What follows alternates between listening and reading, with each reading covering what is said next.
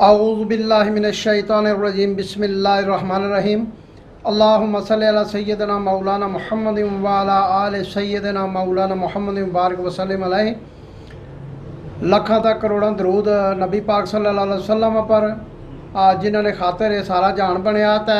वेले दी गल विच अज मेरे नाल मौजूद है सिकंदर रहमान राजा साहब।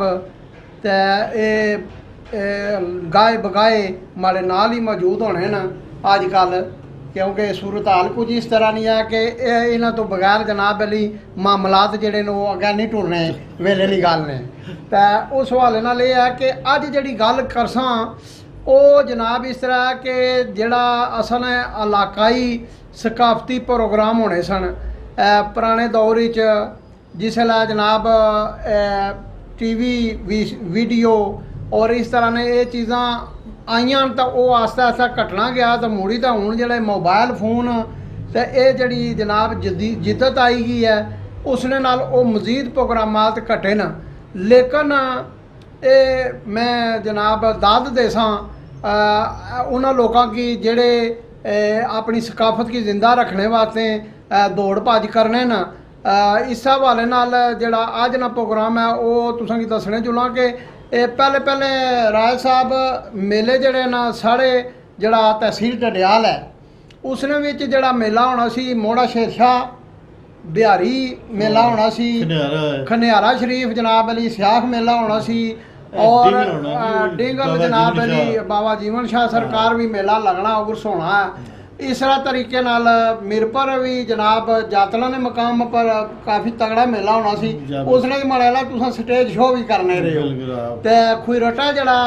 वो भी मेला चंगा तगड़ा होना और वो अजकल भी होना। लेकिन हुण कोई मड़ेला इस साल जूनू 2-3 साल तो हुकूमती सरपरस्ती ना होने की वजह तो वो मेला भी पसे पुश्त चला गया है। और खसूसी तौर पर जो मेले होने सन ना ये जिम्मेदार लोग जिला फसलों तो बेले होने ना तो जनाब अपनी वाही कट्टी रहने न फसलें शसलां बाहने तो बसाख जिला एंड होना बसाखी मेला उसकी आने सन। तो जेडे ये लोग सन जनाब वो निकलने सन कबड्डी।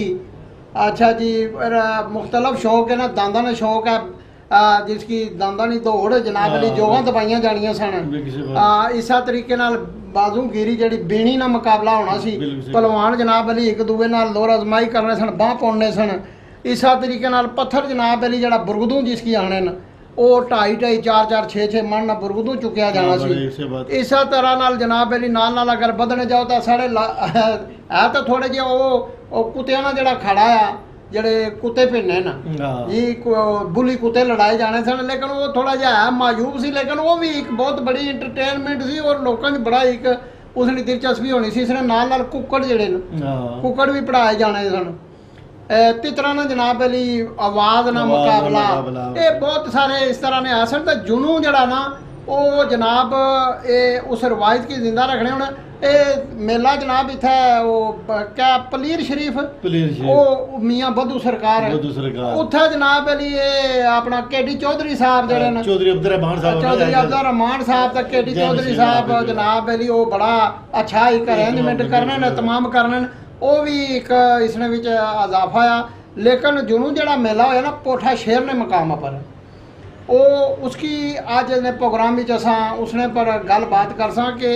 जड़ा पोठा शेर मेला होया जनाब बर्मिंघम तो इंग्लैंड तो वो नौजवान जड़े अंसर बशीर साहब वो आए न और उन्हें बड़ा खर्चा किया 7 दिहाड़े मेला चलिया। उसने विच जनाब तुसां की कदा पता हुआ तो दांदा ना जोगां भी दबाइयां गई न। कबड्डी ना बड़ा बेहतरीन मैच होए न। पंजाब विचों भी टीमां आईयां सन मकामी भी प्लेयर है सन और बड़े शानदार जनाब कबड्डी ने मुकाबले होए न। इसने नाल वजन चुकने ने भी मुकाबले होए जनाब। उसने विच ये है कि पत्थर जिहड़े चुके गए न ये जड़ा मुकाबले होने न इसने विच तुसां ज़ाहिर है एक पुरानी थोड़े जे सीनियर बंदे हो। तो इस हवाले नाल ये दसो कि कदे तुसां इन्हां मुकाबलियां च किस किस्म ने मजीद जड़ा अगर लोग इकदाम करन तो होया तो तुसां इसने पर क्या राय देने हो? पहली तो गल है जी जोर साहब बड़ा चंगा मौजू तुसां शुरू किया। असां की कम अज़ कम जी है ना अपने पुरखा ने जी परंपरा तो उन्होंने सकाफत की भुलना नहीं चाहिए। देखो वो जो वक्त से ना जिसले मेले ठेले जिस तरीके की चीज़ें होनी तो उसले लोगों को एंटरटेनमेंट नहीं सी होना उसने जनाब हर बंदा जनाब इंतजार ही होना सी ਉਹ ਕਦੋਂ ਚੈਤ ਵਿਸਾਖ ਆਪ ਸੀ ਯਾਰ ਮੇਲੇ ਇਲੈਕਸ਼ਨ ਤੇ ਟੁਰਸਾਂ ਹੁਣ ਤੋਂ ਕੋਈ ਤੁਸੀਂ ਜ਼ਿਕਰ ਕੀਤਾ ਪੰਜ ਪੀਰਾਂ ਬਹੁਤ ਬੜਾ ਮੇਲਾ ਹੋਣਾ ਚਕਸਵਾਰੀ ਫਿਰ ਅਸਰ ਪੀਰ ਆਰਫ ਸ਼ਾਹ ਸਾਹਿਬ ਅੱਲਾਹ ਤਾਲਾ ਅਲੀ ਕੀ ਰਹਿਮਤ ਆ ਫਰਮਾਏ ਉਹਨਾਂ ਦਾ ਸ਼ੌਕ ਸੀ ਕਬੱਡੀ ਦਾ ਉਹਨਾਂ ਨੇ ਅੱਜ ਵੀ ਉਹਨਾਂ ਦੀ ਯਾਦ ਵਿੱਚ ਕਬੱਡੀ ਡੜਿਆਲ ਤੇ ਸਾਰੇ ਜਗ੍ਹਾ ਹੋਣੀ ਹੈ ਉਹਨਾਂ ਨੇ ਜਨਾਬ ਆਪਣਾ ਸਾਰਾ ਜਿੱਥੇ ਵੀ ਮੇਲੇ ਹੋਣੇ ਸਨ ਜੀ ਉੱਥੇ ਕਮ ਅਜ਼ ਕਮ ਲੋਕਾਂ ਦੀ ਇੱਕ ਜਗ੍ਹਾ ਮਿਲਣੇ ਨਾ ਉੱਠਣੇ ਬਹਿਣੇ ਦਾ ਮੌਕਾ ਮਿਲ ਜਾਣਾ ਸੀ ਬੜੀ ਤੁਸੀਂ ਸਕਾਫਤ ਦੀ ਗੱਲ ਕੀਤੀ ਤਾਂ इलाका अंदराल तो माशाल्लाह जी इस मामले से समझ के उन्होंने खुद कफील है एक दी बात है कि असल लोगों को थोड़ा जा पैसे ने लिहाज नाल भी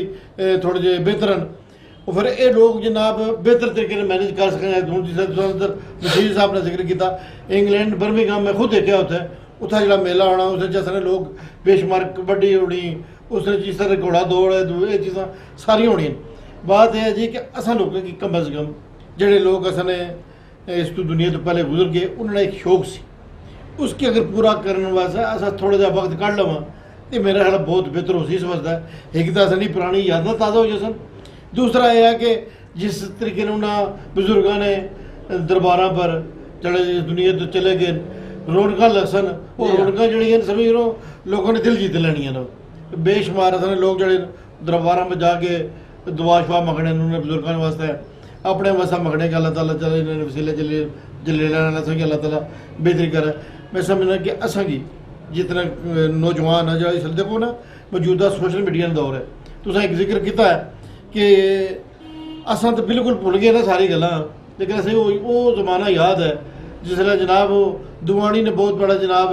कुछ चीज़ां मिल जानी झोली परदे लग जानी ਉਹ ਲੋਕ ਜਾਣੇ ਸਨ ਅਸਾਂ ਜੀ ਸ਼ਨਸ਼ਾਹ ਨੇ ਮੋੜਾ ਮੇਲੇ ਪਰ ਜੁਲਿਆਂ ਦਾ ਘਰੋਂ ਆਣੇ ਸਨ ਉਹ ਜਲੇਬੀ ਕਿੰਨੀ ਅੱਛਾ ਜੀ ਸ਼ਨਸ਼ਾਹ ਨੇ ਮੋੜੇ ਤੂੰ ਅਛੜੇ ਜਲੇਬੀ ਕਿੰਨੀ ਅੱਛਾ ਹੋਣੀ ਭਾਵੇਂ ਤੂੜ ਪਈ ਸੀ ਲੇਕਿਨ ਉਹ ਖਾਣੇ ਨਾ ਇੱਕ ਆਪਣਾ ਹੀ ਉਸਨੇ ਸਵਾਦ ਸੀ और अपना सिकंदर साहब जरा एक घुटन का माहौल है ना इसकी दूर करने वास्ते ये बहुत बड़ी रिफ्रेशमेंट होनी है और ये मेले ठेले जड़े ये हुकूमती निगरानी च होने चाहिए और इसने नाल जड़ा ना हुकूमत की इंतजामिया के भरपूर तावन करना चाहिए और मेरे पर गल कटोनी पता नहीं हुकूमत बाजार होगी तुझे पता ना ये 18 एक्सरे ये बकायदा गौरमेंट जनाब सरफ से जड़े ना मेले बनाए जड़े पूरे आज़ाद कश्मीर के अंदर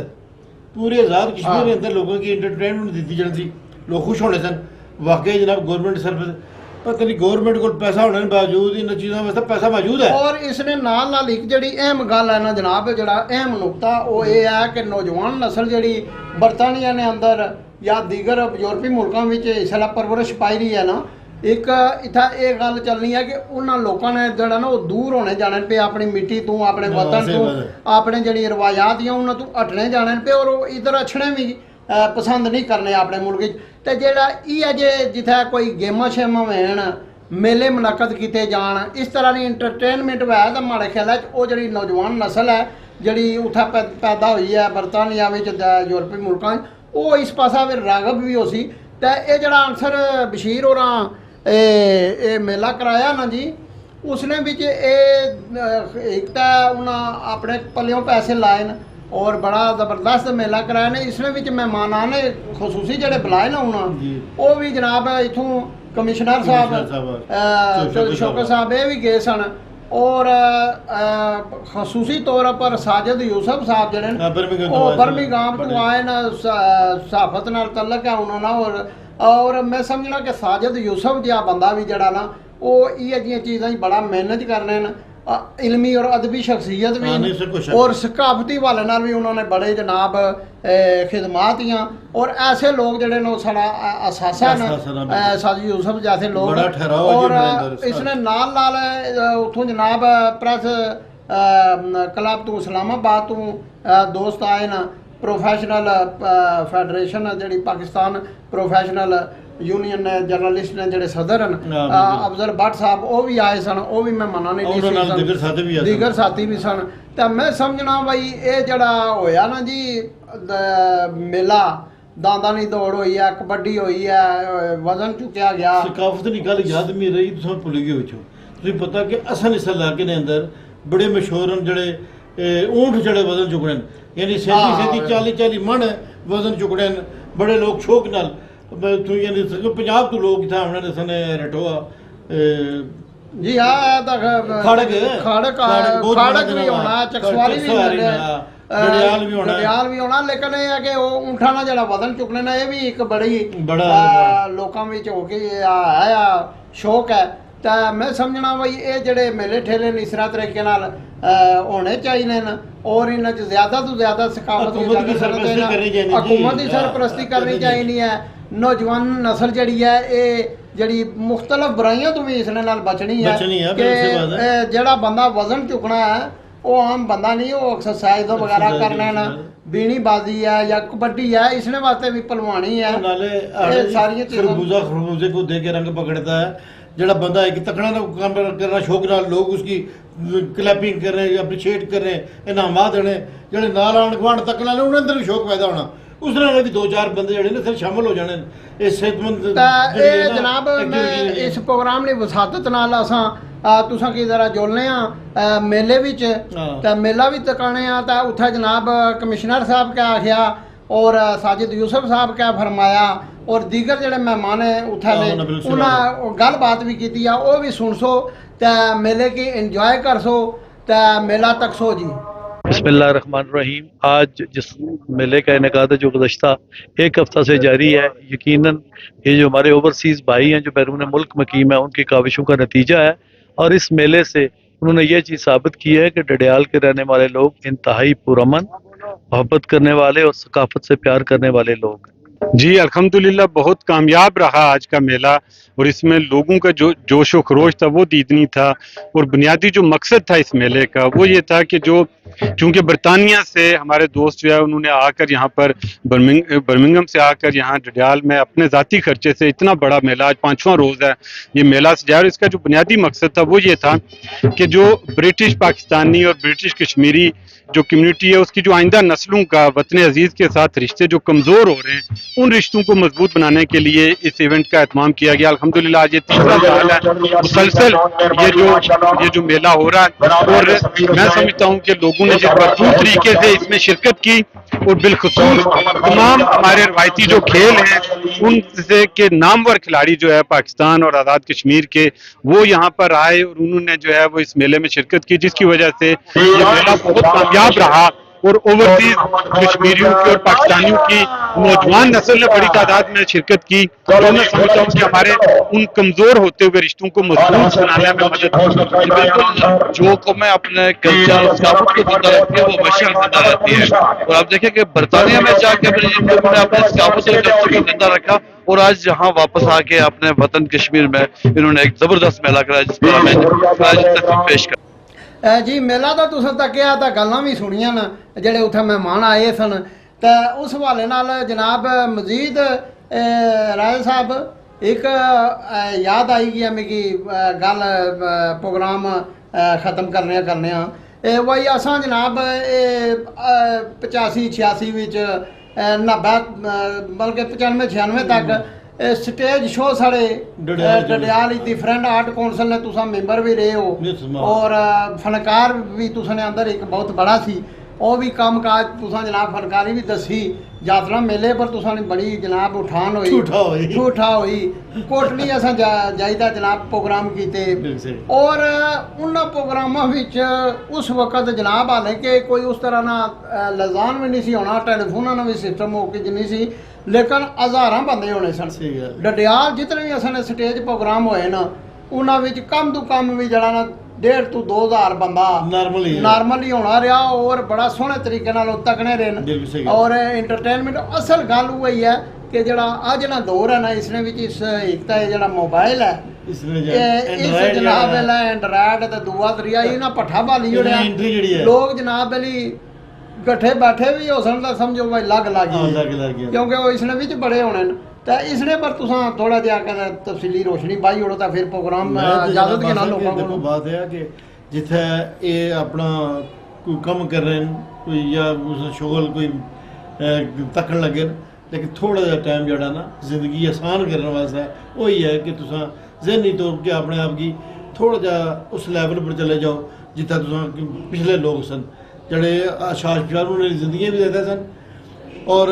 पूरी ज़िंदगी जनाब इंजॉय करने गुजरे नो ਅਸਲ ਤਾਂ ਕੋਈ ਬਿਮਾਰੀਆਂ से जान नहीं छोड़नी है। ਸਹੀ ਹੈ ਸਿਹਤ ਨਾਲ ਜਿਹੜਾ ਸਿਸਟਮ ਹੈ ਉਸਨੇ ਵਾਸਤੇ ਬੜਾ ਜ਼ਰੂਰੀ ਹੈ ਕਿ ਇਹ ਜਿਹੜੀ ਸਿਹਤਮੰਦ ਸਰਗਰਮੀਆਂ ਨੇ, ਇਹਨਾਂ ਨੂੰ ਹੋਣਾ ਜ਼ਰੂਰੀ ਹੈ। ਗੱਲ ਤੁਸੀਂ ਕੀਤੀ ਡਰਾਮੇ ਦੇ ਅੰਦਰ ਤਾਂ ਕੋਈ ਨਾ ਕਿਸ ਤਰ੍ਹਾਂ ਲੋਕ ਆ ਜਾਣੇ ਸਨ, ਸਿਰਫ ਇਹ ਹੈ ਕਿ ਅਸਾਂ ਅੰਦਰ ਲੋਕਾਂ की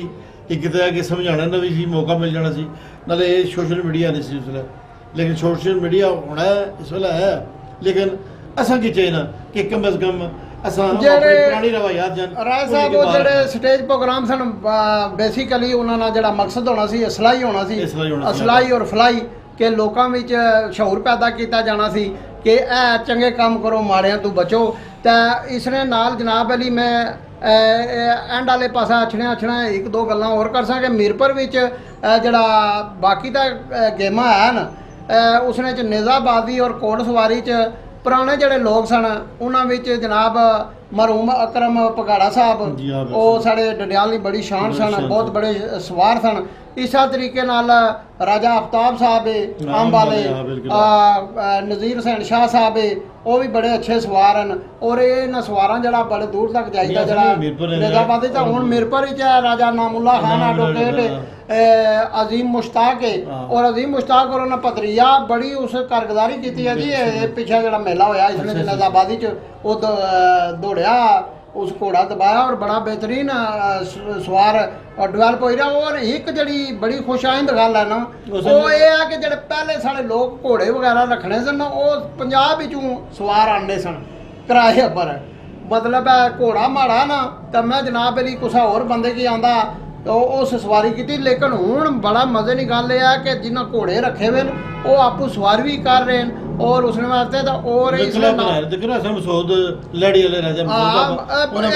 क्लब बनाया वा खाली मसूद नहीं डडियाल विच पूरे पाकिस्तान ही जाने सारे टीमां सारे क्लब बहुत सारे बने न। लहड़ी जड़ा वो